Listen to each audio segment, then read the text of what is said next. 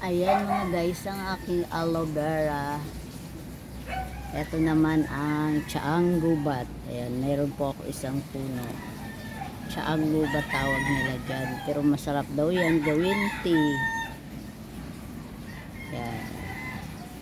Pag namamaga daw ipin, gamot daw po yan. Ayan.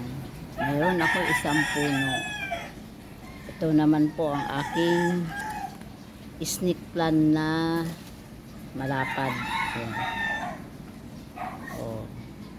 Snake plant din. Snake plant. Ayan. Ito yun. Tsaang gubat. Bagong tanim lang po yan mga guys. Ito naman ang aking oregano. Oh, gamot din po yan sa ubo. Ayan. Ito naman po ang ating sili. Ayan, dami ng bunga. Pero adult na po yan. Pero magdami pa rin yung bunga kahit matanda na ang sili. Ito ang tawag nila dito, malunggay niya.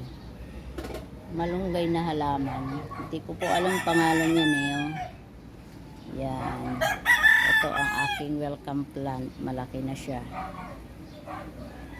At ito naman ang aking kalamansi. Inuubos nila ang bunga. Yan. Aking kalamansi. Mayroon siyang uod. Ayan. Maliit lang kinakain yung dahon. At ito naman ang aking rubber plant. Hindi na lumalaki. Ayan. Ayan, diba? Ayan mga guys. At aking mga halaman.